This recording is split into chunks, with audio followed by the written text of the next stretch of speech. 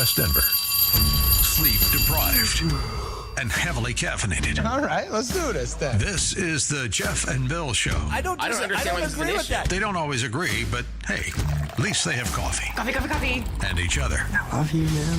God help us. I want to bless him. We need all the help we can get. Now here's Jeff Hunt and Bill Thorpe.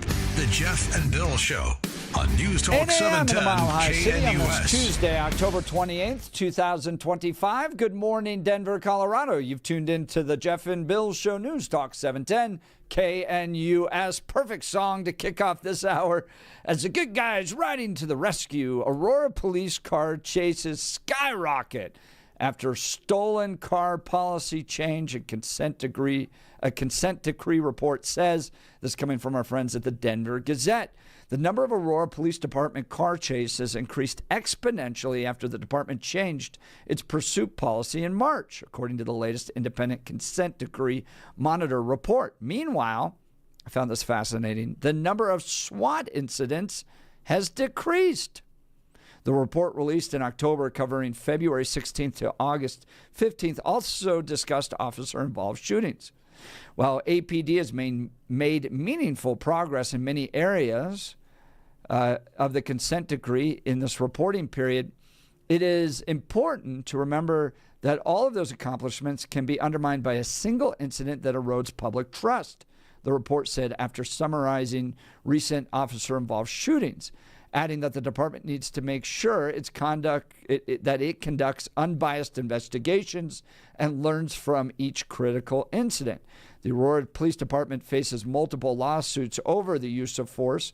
The consent decree, which the city entered into with the Colorado Attorney General's office in 2021 to implement sweeping changes to policing, notably in the use of force and how officers engage with residents, is envisioned to last about 5 years, according to independent monitor Jeff Schlanger.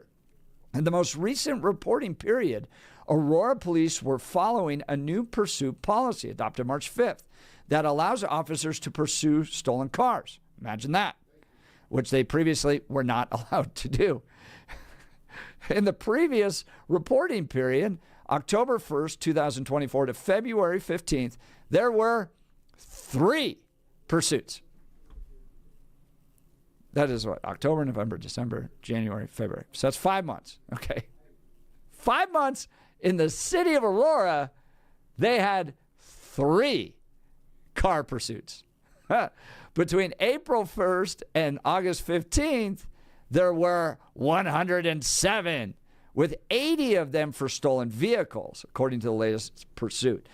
In the pursuits involving stolen vehicles, 39 subjects were apprehended, 38 escaped, and there were 3 crashes. Of the 27 other vehicle pursuits, 8 were for known felonies in progress or that just occurred. 10 were for suspected criminal activity, and 9 were for suspected DUIs. Wow. So they just let those guys go in the previous reporting period. Now actually going after them. And what was fascinating, the number of SWAT engagements were going down. So we're going to talk with Danielle Jurinsky, Aurora City Councilwoman, coming up after news and comment, though, with Blake Olson. Blake Olson. Blake Olson, news and comment. Good Tuesday morning, 32 and sunny, expecting a high of 49 today. News sponsored by Pastor Camp Heating and Air Conditioning at 303-777-1234 to learn more about special savings opportunities on Lennox equipment. Our top story. Employee of the school district, I only get paid once a month. By the time I get my bills paid, I have nothing left to pay for food and other basic needs. If it wasn't for SNAP benefits, I wouldn't be able to feed my children or myself. The Schumer shutdown hits day 28 today. As Jeff said last hour, it feels like Americans know this is on the Democrats, but they don't care. Evidently, it appears they want the chaos when the SNAP benefits end and look forward to rioting and looting this weekend. How else can you explain it? Some believe The Democrats are just trying to appease the health insurance companies who fund their election and make a ton of money on the ACA. A federal judge in San Francisco will hear arguments today on whether the DJT administration can carry out mass layoffs during the shutdown. This woman, that's right. This woman is a winner. So, we've become very close friends all of a sudden because their stock market today and our stock market today hit an all-time high. That means we're doing something right. But 47's Asia trip continues. DJT delivered remarks earlier to American troops aboard the USS George Washington in Japan after holding talks with Japan's first female prime minister, focusing on security, trade, and defense spending. And she gave the U.S. some great gifts today. Here's the translator. We will extend a gift of 250 cherry trees to Washington, D.C. In addition, I understand that fireworks from Japan, from Akita Prefecture, will be shown in Washington, D.C. on July 4th next year. Oh, That's awesome. That's so cool. That is cool. Isn't that awesome? Have you ever been to the cherry blossoms? No, but I see them all the time, and I love them. Must do. It is a must do. Take the wife out there sometime. It's beautiful. You can ride the little boats around outside the Thomas Jefferson Memorial there. But when we lived there, we got pictures with our daughter when she was very young. We took her down, and it is just so beautiful. That gift from the Japanese people to the American people is like epic. That's beautiful. It's like one of the best. Everlasting. You got the Statue of Liberty, the gift from the French. You got the cherry blossoms, the gift from the Japanese. And That's it's just awesome. Beautiful. It makes D.C. in the spring. And even more so now because it's safe and clean. Yeah, right. Exactly. Imagine that. You can enjoy everything. That is so cool. She seems like a great lady, man. The soldiers loved her today when they introduced her, and she came up on stage with DJT, and he was hugging her. So, and she's apparently some like rock band drummer. Yeah, that's what I was looking at. That's awesome. Seems like great personality. I love it. World Series last night, Game 3, bottom of the 18th inning. The 18th inning. Tied at 5. Freddie Freeman at the plate. In Los Angeles. Freeman sends a fly ball to center field. Varsho's going back before the clock strikes midnight. Freddie Freeman has ended it. It's a repeat hero with the last word and a Game 3 classic. Wow. Before the clock strikes midnight. That is awesome. 6-5 final, a walk-off home run in the bottom of the 18th inning, and the Dodgers lead the series 2-1, and they'll turn around and do it again tonight. Dodgers manager Dave Roberts. Yeah, it's one of the greatest World Series games of all time. Emotional. I'm spent emotionally. We got a ball game later tonight, which is crazy. Wow, that is awesome. A suspect has died after a robbery attempt at the Maverick gas station in the 3200 block of South Parker Road. It happened last night just before 9. An armed suspect was locked inside the store with 2 employees. The officers forced their way into the store after hearing gunshots. They exchanged gunfire with the suspect, who died after being taken to the hospital. A Denver police officer was shot in the leg. The 2 gas station employees also wounded. Thankfully, they survived. The State Patrol and the CBI will lead the investigation. Amazon announcing the layoffs of nearly 30,000 corporate workers starting today. The jobs represent nearly 10% of the company's corporate workforce. All right, the man in charge of the video and the one who took down the camera behind Charlie after the assassination shot video of himself about a minute after the shooting. They just shot Charlie. They just shot Charlie. They just shot Charlie. I don't know. It's just strange. He ran away from the scene, then went back to get the camera. That was a crime scene, and the two officers there should not have let him take it, I don't think. That was protocol, I believe. He used Charlie's chair that he was sitting on to step up and get it. And we'll keep on following this one. It's just strange. It really is. The Chiefs beat the Commanders 28-7. KC is now 5-3, chasing the Broncos in the AFC West. Broncos in Houston Sunday. 29 in Castle Rock, 32 in Centennial, 31 in Denver. Jeff and Billy continue. Blake Olson News Talk 710 KNUS. Your 710 5-day forecast, a cold start to our Tuesday. Clear skies, morning temperatures upper 20s. Winds are going to remain northerly. Therefore, despite sunny skies Tuesday, going to be cooler. Highs middle and upper 40s, back in the mid-20s and clear Tuesday night. Wednesday through Friday, sunny and dry. Highs middle and upper 50s. Clear nights through the end of the work week and lows low and mid-30s. Getting warmer this upcoming weekend. Meteorologist Dawn Watzel in the 710 KNUS Weather Center.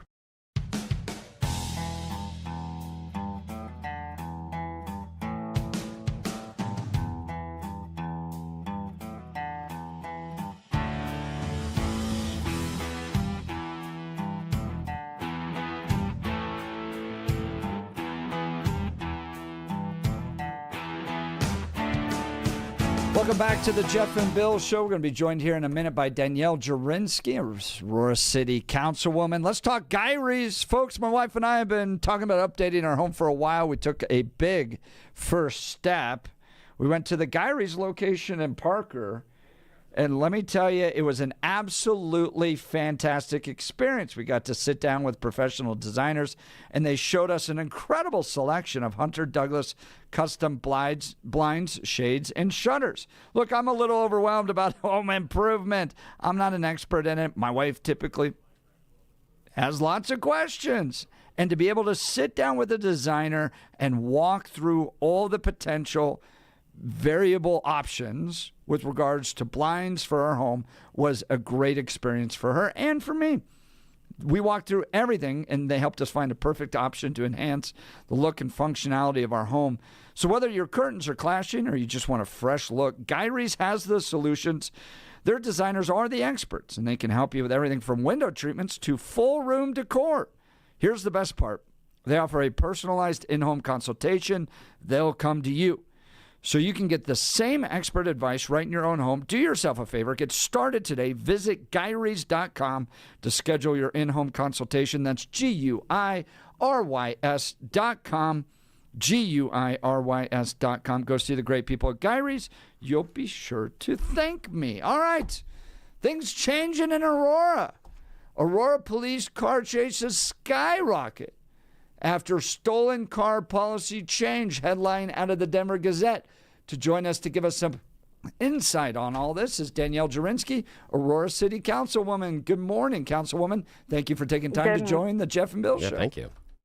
Yeah, good morning, gentlemen. Thanks for having me. Well, it seems like the police are getting the bad guys now. I was amazed at this, that between October 1st and February 15th, October 1st of 2024, February 15th of 2025, there were 3 pursuits in the city of Aurora. 3. Now that the police are out there unleashed and the ability to actually take down the bad guys, there were 107 between April and August 15th. So tell us about this change. Yeah, so this is a change that came from Todd Chamberlain, our new police chief. I just can't say enough incredible things about him, and I don't regret fighting any previous police chief that's been in Aurora since Todd came. And since I've been on this council, we got it right with Todd, and he knows that he has the support of the city council behind him. And it was under Vanessa Wilson that the pursuit policy was ended. And so we are back to pursuits in Aurora, and out of those numbers for the whole year, current to date, it's more pursuits obviously than that, because I think you said until August 15th. But we are up to more pursuits than that, and only 2 have ended in a car crash. It's Danielle Jurinsky, Councilwoman in the city of Aurora. It seems like you all are taking the big leap to just make crime illegal again.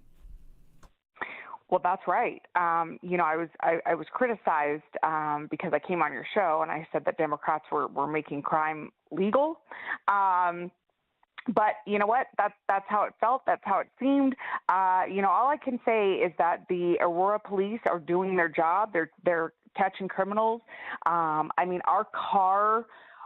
auto thefts are down like 30-something% in Aurora. I have officers tell me, that work the beat over on Colfax, right where we cusp up to Denver, and they will see a car cross that line, see the Welcome to Aurora sign, and turn around and hightail it right back into Denver. It is a different day in Aurora, and I'm just not gonna allow Aurora to continue with the reputation that it has had.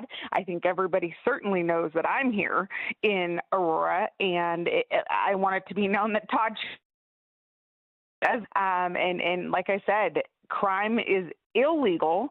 We have mandatory minimum jail sentences for dine and dashing, not paying your tabs at restaurants, for retail theft, for auto theft. We have all kinds of mandatory minimum jail sentences in place.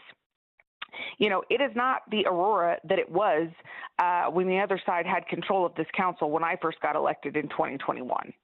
Those are big changes, and it's making a big impact. And I think one of the things that stood out to me in this report, by the way, we're talking with Danielle Jurinsky, Aurora City Councilwoman, that you're going to have to pursue the bad guys one way or the other.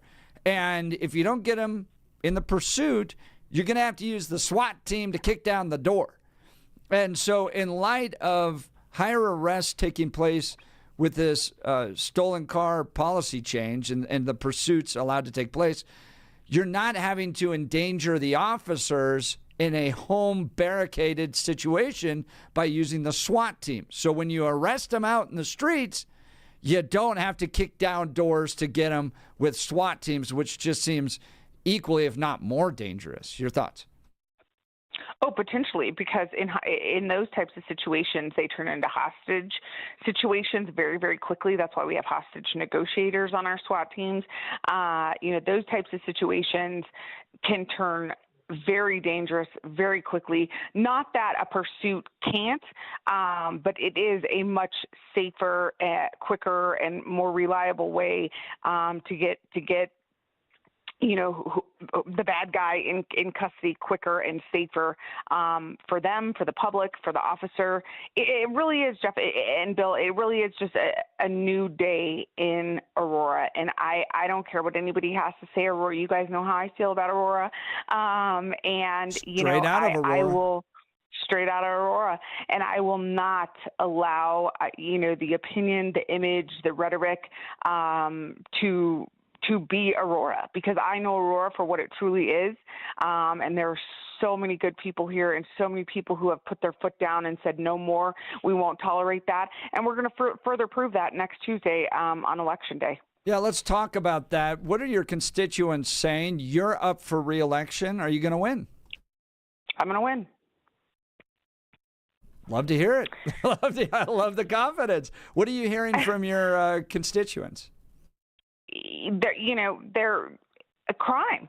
They're tired of it. They're tired of not feeling safe. They're tired of, the homeless that I should say, were taking over Aurora, and were on every street corner. They're tired of the trash, of the, you name it. Basically, they're tired of everything that I walked into in 2021 and 2022, and we're not going backwards. We're not going backwards. I believe we have a chance to win all 5 seats in this upcoming race. I think the other side knows it. In fact, the one remaining socialist council member that could be left all alone on the council made that very comment to the Denver Post. She's quoted saying something, and I'm paraphrasing, but something along the lines of November 4th, I'm sitting on this council all alone. I look forward to that, and I believe that is what is coming. That's Danielle Jurinsky, Aurora City Council member. Phone breaking up on us just a little bit there at the end, Danielle. Now, I want to go back to the idea of the chasing inside of Aurora and the change in policy. Now, people on the other side would say, well, when we're doing this many police pursuits, we are putting other people in danger. Can you talk to the audience at Jeff and Bill right now why, in your view, and I do agree with you, pursuing these criminals at the point of interaction, like when they're running away in their cars, is much safer and ends in better outcomes than when we are sending SWAT teams into neighborhoods to arrest these guys later on. That's always the argument. We don't need to chase them now. We can always go get them later. Why are they wrong when they say that? Sure. Well, because we have the statistics to, that can show, and I don't have the numbers off of the top of my head, but these police chases have ended in, I believe, taking roughly 29 illegal guns off of the streets. I can't even tell you how many drugs have been taken off of the streets, how many warrants. Usually these folks that run have warrants. You can't wait for something like this. You cannot wait. You have to pursue them now. When it goes into a neighborhood, it can get very scary. Like I said, hostages, it can turn into a hostage situation very, very quickly. If they run, I mean, they could run into their neighbor's home, right? In these pursuits, and our police officers are very, very highly trained. Like I said, through August, Jeff said we were at 102 or 107 chases, something like that. But to date, we're at like 150 something now, and only 2 of those have ended in a car crash. Only 2 of them. In every single other instance, we have caught that person. We have taken them down. We have gotten illegal guns off the streets. We have gotten drugs off the streets. These people who have warrants. This isn't something that you can wait on, for them to hide a gun or stash the drugs or take a hostage, or you have to get them now. That's Danielle Jurinsky, Aurora City Councilwoman. And Danielle, can you tell us a little bit about what this independent consent decree monitor report is all about, and why Aurora has to put this together and report these statistics this way? Sure. So we were put under a consent decree all during the time of the convictions of, the firefighters and the one officer in Aurora, of the death of Elijah McClain. Very unfortunate situation, but Phil Weiser and Jared Polis decided to convene a grand jury and bring charges against the firefighters and the officers. At that time, we were put under a consent decree. We were put under a consent decree for 5 years. We're roughly 4 years into that. So we only have about a year left. And the independent consent decree monitor is just, these reviews, it's the 9th review now, the 9th report, that has come out from the independent review monitor. And this is a, a company out of New York, totally independent. And they're just praising us. They are absolutely just praising us in every way, shape, or form. We are meeting or exceeding expectations. This business about the Aurora Police Department is racist. The Aurora Police Department is trigger happy. The Aurora Police Department, there's too many, there's an excessive amount of use of force incidents. I mean, we can prove that that's not true. So, we're doing well. In many ways, this consent decree has brought about some good ideas, some changes. And we're going to be done with this consent decree in roughly a year. And we will continue moving forward. And we're going to continue moving forward. And I think what you've been able to demonstrate is that you can be tough on crime and respect civil rights at the same time. And I think that's what most people are looking for in their police forces, in their communities, right? Obviously, we don't want people to lose their lives in an unjust way in our communities. We want civil rights to be protected. That's critically important. And at the same time, we can make sure that the bad guys that are ruining our communities are held to an account. And that seems to be what you're being able to demonstrate under your leadership in the city of Aurora. That's right. And of my past 4 years on the city council, 3 of those 4 years, I've been the chair of the public safety committee. One of those years, I was the vice chair of the public safety committee. So I do take great pride in saying that this is under my leadership. And I am proud. I am proud of our police department. You saw the officer who was arrested, the SRO who was arrested out of Aurora recently. And you know what? You're going to have that. You're going to have that in every department. You're going to have that across the nation. And I don't think that there's an officer anywhere that would tell you, that they're going to stand by that officer or they condone, that behavior. Of course, there are a few bad apples. We seek them out. We will absolutely make sure that they are prosecuted to the fullest extent of the law. If found not guilty, they're found not guilty, right? Just like anybody else. But this was an investigation done by the FBI, and it is the FBI that came after this officer.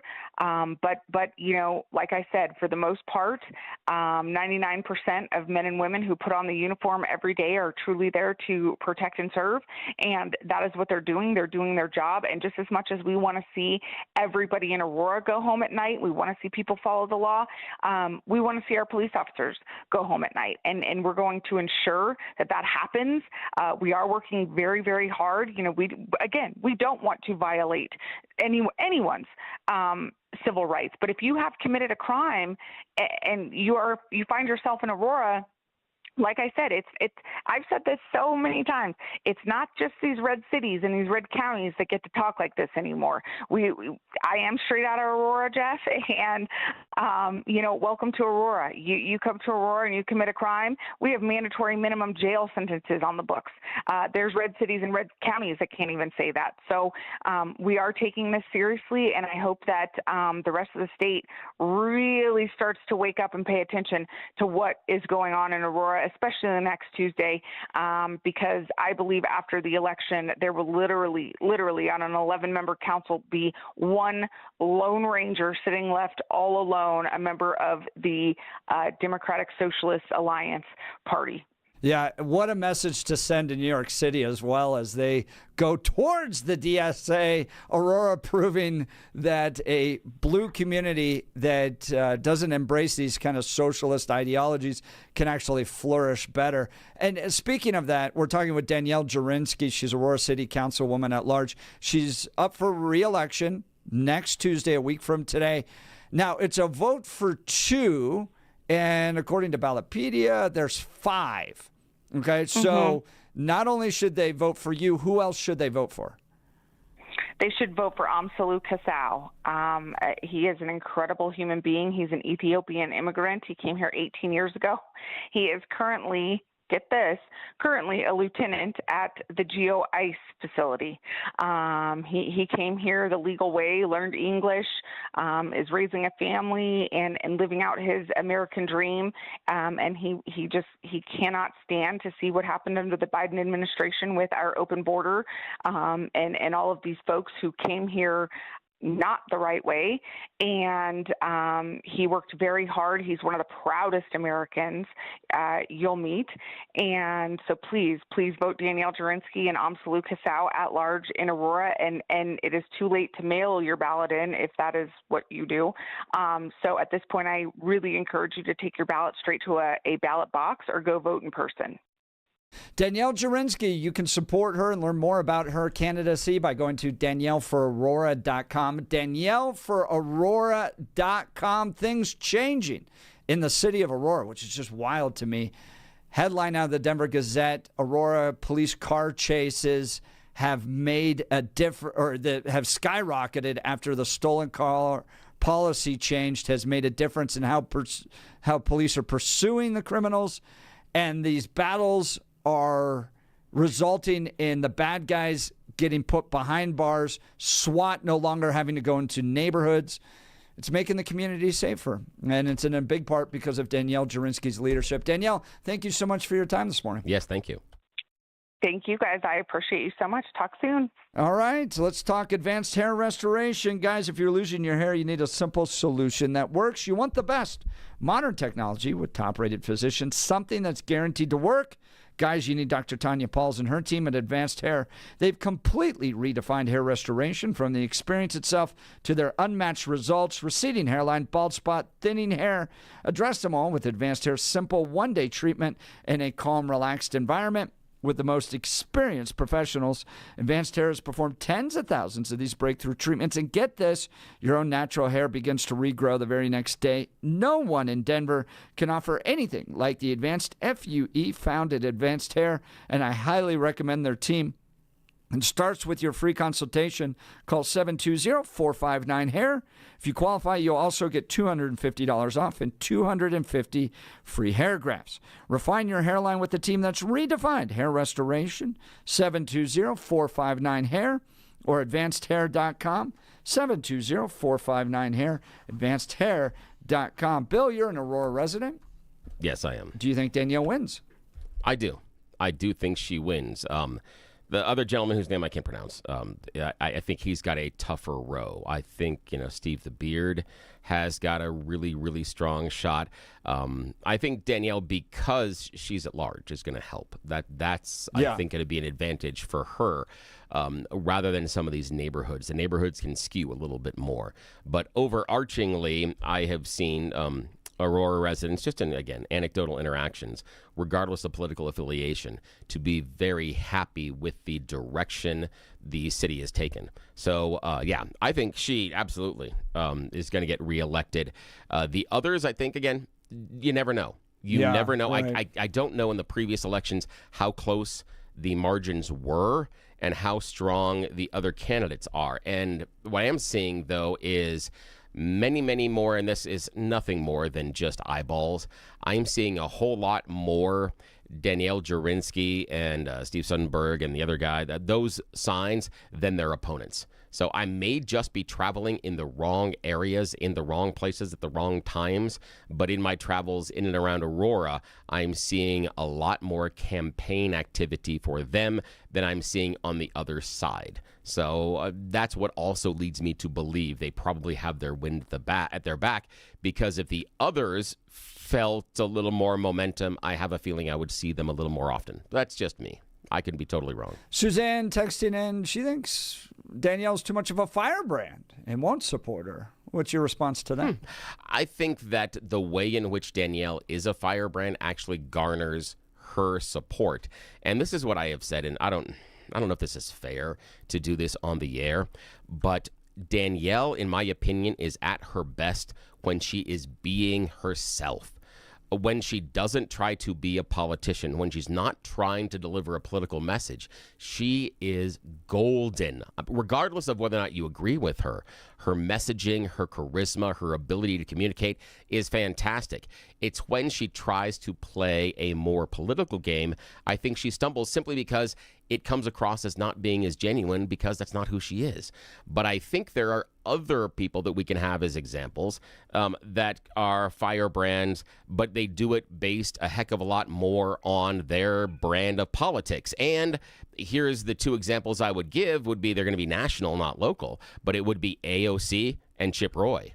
I think the two of them are firebrands in a different way, but I think they filter it much through the politics lens, where I believe, and this is just my impression, where Danielle comes through and is a firebrand more on a genuine level. And I think people will respect a genuine firebrand more than they will one that is doing it for politics. A genuine firebrand. Well, Bill Thorpe, the consummate Colorado independent, believes Danielle Jurinsky is going to win. I'm a supporter of Danielle, and I think she's got the right stuff to go real far, not just with city council, but potential statewide leadership if Colorado would ever figure it out. Want to hear directly from you? Give us a call, 303-696-1971. Text us on the Dan Campos Law text line, 720-819-5115. You're listening to The Jeff and Bill Show. This is Denver's Talk Leader, News Talk 710 KNUS.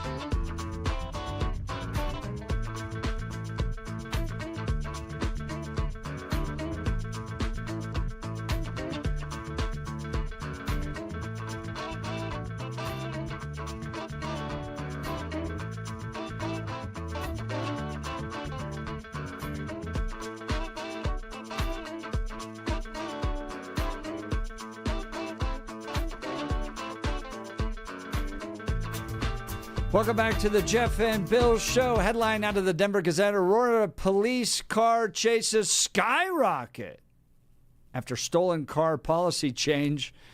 Wrapping up a great conversation with Danielle Jurinsky. Let's go to the phone lines. Always great to hear from Corey Nelson. Good morning, Corey. You're on with Jeff and Bill.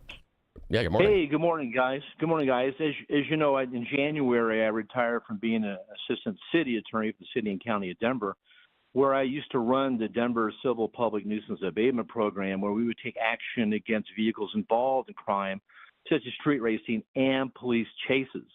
In Denver Police Department changed their policy in 2020, really cutting off, these pursuits because of the liability involved.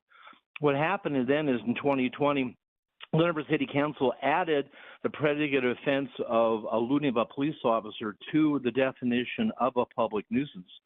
So I personally went around and trained all the police department in Denver, encouraging them to stop chasing him. It's hard to train greyhounds not to chase the rabbit, right?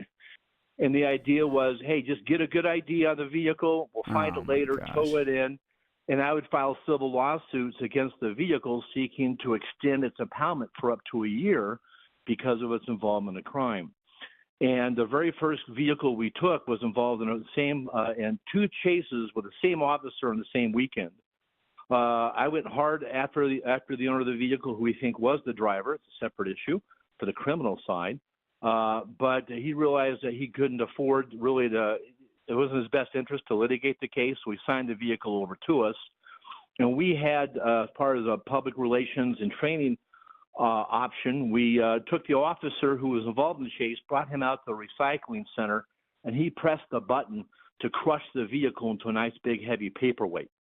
And I took the video. Nice. We had some TV cameras out there, basically to tell everybody, hey, if you run in Denver and get involved in a chase, this can happen to your vehicle too. And we took that videotape and I went around and did additional training for the police department, encouraging them, hey, if you let the vehicle go, we can find it later and deal with it. So Aurora has a similar program, but not quite as tough as Denver's. And I applaud Aurora for what they're doing. It's a great idea. I think Denver's program should be something they should look at to extend the impoundment, because here's the issue.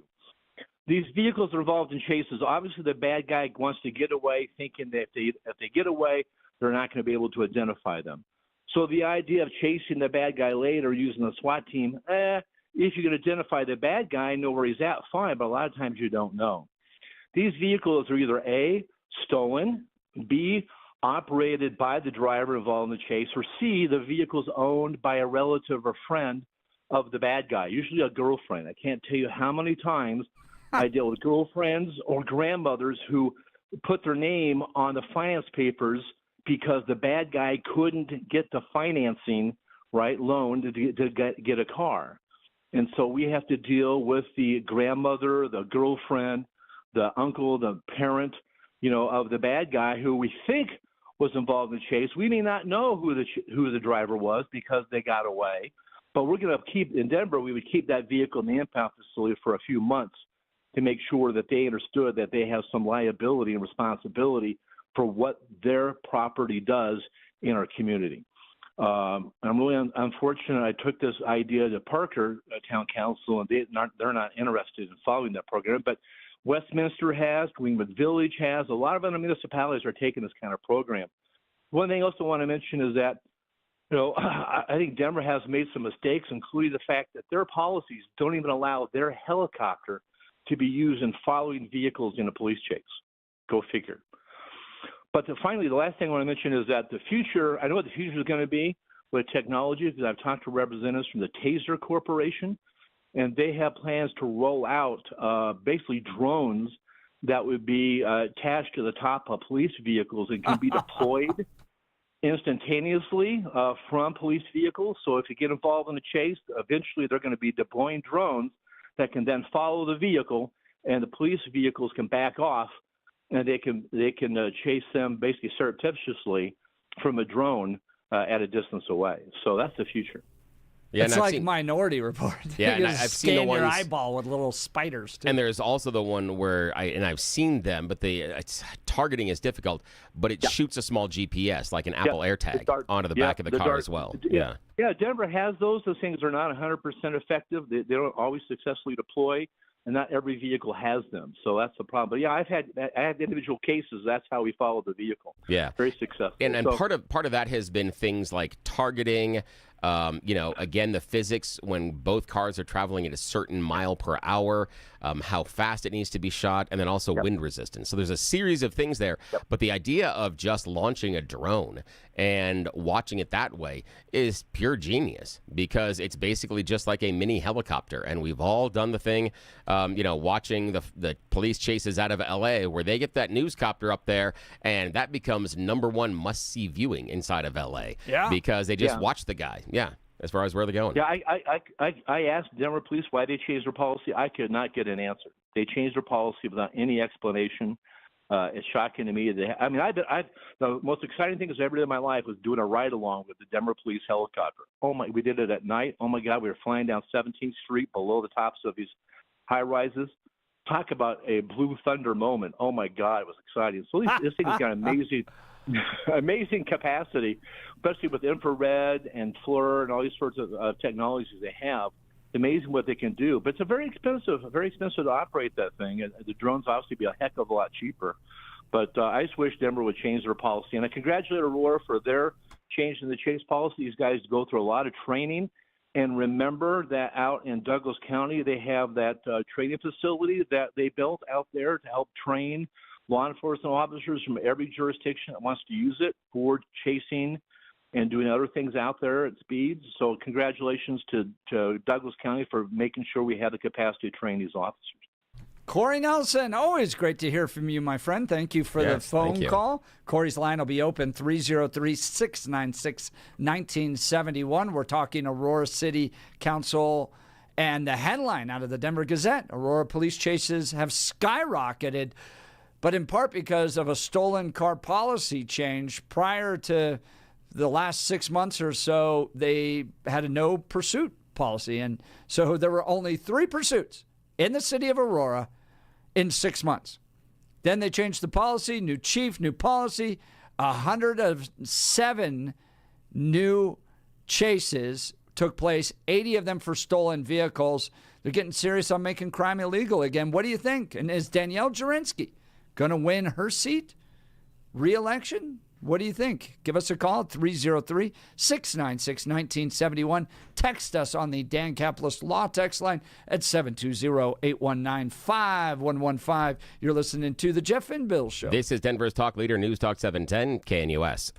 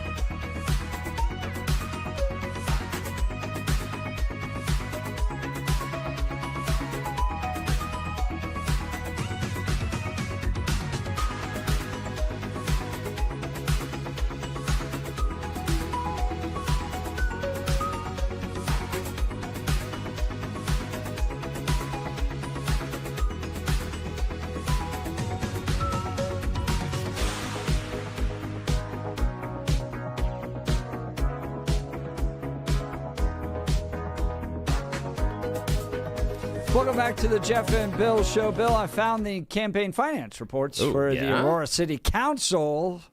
Those people running. We interviewed. Does it explain why I'm seeing all those signs? Yes, it actually does. Oh, good. Yeah. Danielle Jurinsky, we spoke to about changes that are taking place in the Aurora police pursuit policies that result in a lot more pursuits.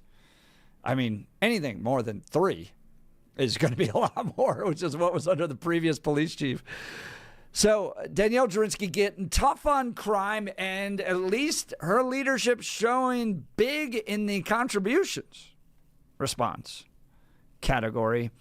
She is, magnitudes bigger than everybody else. Total contributions to Danielle Jurinsky in this race, $260,000. Her running mate, or her kind of slate mate, because you can vote for 2, Amsalau Kasawa, I think is how you pronounce his name, $105,000. And then we drop a lot down to the next one. Robert Andrews at $48,000. Alexandra Jackson, $17,000. And then we get into like $660. Watson Gomes, Aaron Futrell, $75. And Albert Jordan Williams, not a penny. Oh. Hopefully you're not in charge of his fundraising arm if you're listening to the show, because that's not good. That's not going to help you out there. $260,000. That's huge. Now, we got some texters that were suggesting, we didn't want to talk to Danielle on the air because she's in the middle of a campaign right now, but the idea of, is there a next step? And I think that Danielle can ascend to a step beyond city council. The problem I've got with encouraging that on any level is she is a single mother with a young son at home. Correct. And we already know that based on statements she made about a police chief, that police chief's partner tried to have her son taken from her. So for me, that twofold set of information, the idea of what happened to her based on someone that disagreed with her and didn't like what they said about their romantic partner, and the fact that she has, I think her son is right around kindergarten age. That is such a young formative years that I'm not certain I would encourage her to shoot for higher office that would require more time commitment out of her already busy life. That's a difficult one for me to say to her. She's a talented leader. She People really is. Attracted to the way she guides the community and the kind of straightforward, tough on crime, no nonsense attitude that she has. People really like it, and at least contributing is a good sign. In fact, out of that $260,000, Bill, $242,000 individual contributions.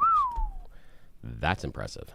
That is really impressive on a level. I think the constituents are all for the way she's leading. So that's really cool. That's good for her. Thank you to Danielle Jurinsky. Yes, thank you. Great to see these improvements happening in Aurora, and it's because the socialists aren't in control. So, hello, people of New York City.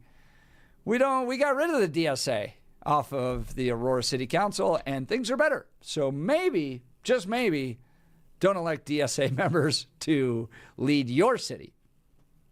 It is better now they got rid of the socialists. It really is. It's much better because their approach was absolutely backwards. So it is good. See, I'm not always hating every party. There are times in which people on each side can do good things. They can. The common sense element that rears its head. Yeah, it's the thing for me. That's why I vote person, not party. As difficult as that is in this day and age in Colorado, and that's why I've been unaffiliated for more than 2 decades. Because I don't like that. I don't like wearing that jersey. I mean, I'm a Newcastle Magpie fan. We've sucked for decades, so I know the difficulty and pain that comes with putting a jersey on and saying, "I love this jersey." The sadness that we've had. Just saying. So it's like being a Republican in Colorado. Yeah, probably true, my friend. Probably true. I still put on the jersey, though. Coming up next hour, we're going to talk with Becky Tassone about Flight 629. 1955 dynamite explosion on a plane. Took it down here in Colorado. It's wild. You're listening to Jeff and Bill. This is KNUS.